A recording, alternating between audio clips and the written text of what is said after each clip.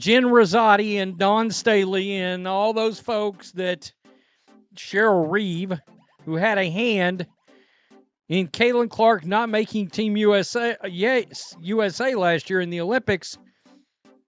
It looks like they may be now. Cheryl Reeve's still there, but the actual committee. The panic is real, Caitlin.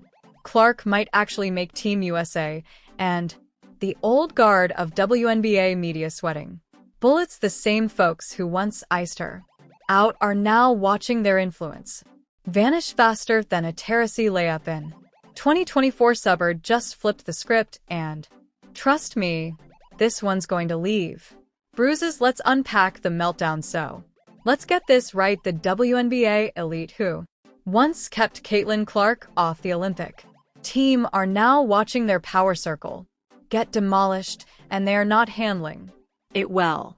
Caitlin Clark, WNBA Rookie of the Month, packing arenas while averaging 17 and 6 assists.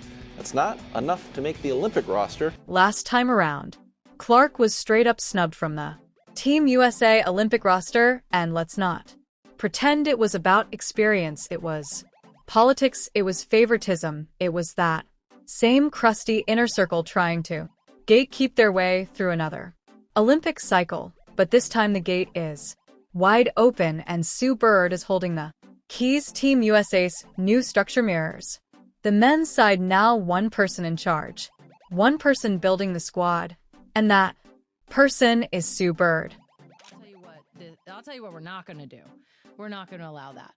Can we just like call a spade a spade? Racism has been impacting the WNBA well before this year. This is not a new thing. Sure. This is, in that way, I do think Caitlin's being used as a pawn. Mm-hmm. Caitlin didn't bring racism to the WNBA. This has been happening. And that, I think, is what's been such a shock for all of us, that other people are surprised by this. Mm-hmm. We've been trying to tell you. And once again, for so long, as a player, I would almost joke. I'd be like, I would have loved to have shut up and dribble. Mm-hmm. In so many ways, I would have loved to have been valued as a basketball player. I would have been loved to have been spoken about just for my play. Mm-hmm. And who did? Sue Bird publicly support, while the rest of the old heads were too busy clinging to the past. Caitlin freaking Clark, let's not get it twisted. Sue may have some eyebrow-raising political connections. Yes, we see Megan Rapinoe, but when it comes to ball, she's always kept it real. She's been vocal, she's been clear. Caitlin Clark deserves to wear red, white, and blue. Now back when Clark was iced out for Paris 2024, fans weren't the only ones fuming. Adam Silver, the literal NBA commissioner, publicly said leaving her off was a massive mistake. This isn't some fanboy on Twitter. This is the top dog of the entire basketball ecosystem, calling out the Olympic Committee. It's totally legitimate to say, we roll in the Olympics every year. We can afford having, someone who's the 20th best or 24th best instead of the 12th best because of what it would potentially do to grow the game. That's legitimate. And I also think that door somewhat got open brew by Diana Taurasi's inclusion. So Diana, and we can show you their numbers. They're having a shockingly similar season. So points and rebounds basically identical. Field goal percentage is identical. Caitlin has way more assists and way more turnovers to go along with it. Diana has very few assists, very few turnovers. So they're Caitlin's not yet in her prime. Diana's past her prime. He wasn't alone. Basketball execs, marketing teams, even casual sports analysts said the same thing. You left money, viewership, and momentum on the table. Women's basketball had a chance to explode on a global stage, and instead, they served as Diana Taurasi jogging around like she was looking for her car keys. Taurasi, by the way, contributed next to nothing in the last Olympics. One DNP, one game with 2 points, another where she recorded zero impact. And this is who they chose instead of Clark, a player who was already generating more buzz than the rest of Team USA combined. Why? Because the committee, Don Staley, Jennifer Rosati, Cheryl Reeve, and company, weren't picking the best players. They were protecting legacies, gatekeeping medals, making sure no rookie came in and disrupted their cozy little club, and they got called out for it hard, but now, that entire decision-making group gone, replaced by Sue Bird, and suddenly, Caitlin Clark's name is back in the Olympic conversation, and you can hear the panic echoing from ESPN to WNBA, Twitter. Sue Bird won 4 WNBA championships. She was an All-Star 13 times, one of the more decorated basketball players in history, and also 5-time Olympic gold medalist, just named USA Basketball Women's National Team Managing Director.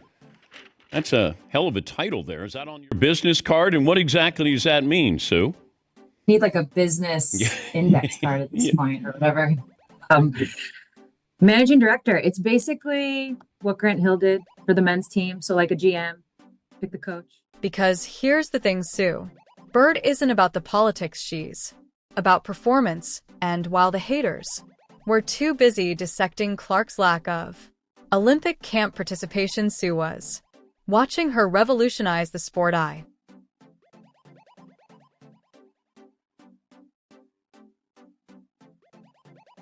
That's right, Clark didn't need some secret handshake at Team USA camp. She brought millions of fans to the league. She didn't need to smoo with the OGs. She put women's basketball back in the mainstream on her own terms. Meanwhile, the committee was busy auditioning for AP commercials with Teresi leading the shuffle squad. Let's get into the numbers. The WNBA's highest ratings ever. Clark's debut Indiana Fever games suddenly must-see TV, her jersey top seller, and don't even get me started on ticket sales. You know a player is different when they cause entire opposing franchises to upgrade arenas. That's Clark, but somehow she wasn't ready for the Olympics. Please, the truth is they never wanted her on that team. They knew what it meant. She would outshine the veterans. She'd steal the spotlight. She'd make some of their sacred cows look washed, and they couldn't risk it, so they buried her, gave excuses, claimed it was about experience while dragging a barely productive Teresi to collect dust and gold. Let's pause here and point out something massive that move didn't just cost Clark a medal, it likely cost her history. Without Paris 2024, Clark now has to wait 4 more years to even start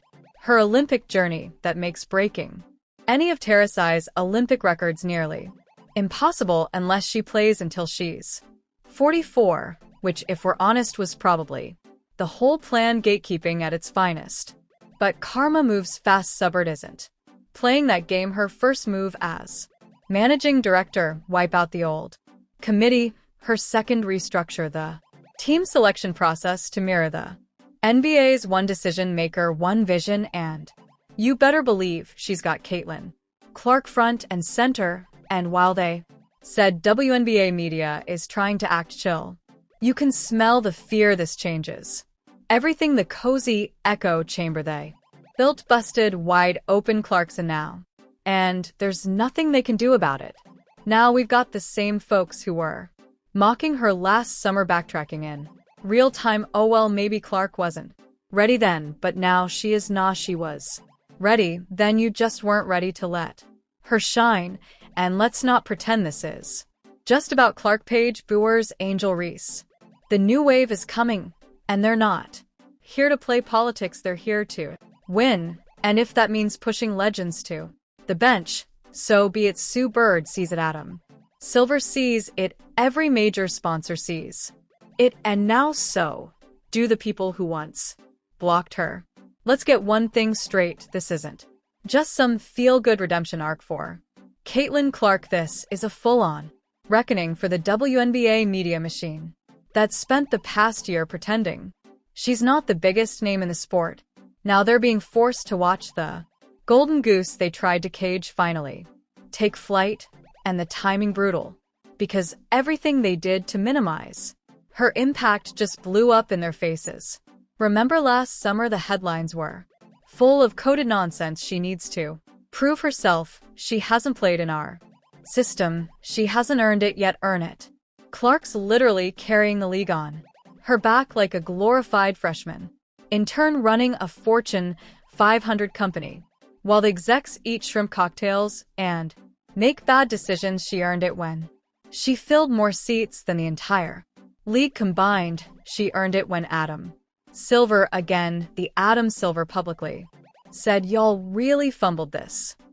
She earned it when the numbers came in and proved what fans already knew. Caitlin Clark isn't just ready for Team USA, she is Team USA, and now that Sue Bird has the clipboard and the power game over, no more pretend politics, no more veteran loyalty at the cost of basic logic, no more turning Olympic selections into farewell tours for players with one foot in a retirement home. Now it's about winning, period. Let's talk about how wild it is that Clark was even left off the last roster. The selection committee basically bent over backward to make sure Diana Taurasi could get one more medal, because nothing says competitive integrity like dragging a 42-year-old vet onto a court full of 20-somes and calling it strategy. Taurasi spent more time getting treatment than playing literal DNPs, and in the game she did play minimal. Production 2 points. Here's 0 impact there. 1 game, she didn't even register an assist. Meanwhile, Clark was out here launching logo threes, selling out every arena, and doubling the league's social media engagement with every post. But nah, she wasn't Olympic ready. Get the hell out of here. The committee didn't want her because she threatened the system. She wasn't one of them. She hadn't kissed the rings. She didn't go to UConn. She didn't schmooze at Team USA camps. She was too loud, too popular, too new, and worst of all, too damn good. They knew if Clark got a chance, she'd dominate. She'd push Taurasi into a corner. She'd make the old guard look out of touch, and once that happened, the WNBA would officially belong to the new generation. So they shut the door. But guess what? Sue Bird just kicked it open, and it's not just Clark fans celebrating, it's everyone who was tired of watching the league suffocate under gatekeeping, bias, media, and legacy favoritism. Now we've got a system where the best player has a real shot, not a political shot, not a narrative shot, a basketball shot. And for those who still think this is some premature coronation, let's break it down even further. Caitlin Clark's resume already before even finishing her rookie season, and see dear OA all-time leading scorer, men's or women's unanimous National Player of the Year, brought women's college basketball to Super Bowl levels of attention. The only reason half of America knows where Iowa is the face of nil deals, jersey sales, ticket spikes, and TV ratings. Now she's doing the same thing in the WNBA in less than a year. She's not building a legacy, she's printing it. And yet Cheryl Reeve and her squad thought Diana Taurasi was the better pick. It's almost comical, but this is what happens when the people in charge care more about clout than competition. You end up with a 40-something playing tourist in the Olympics, while the best young star in decades watches from her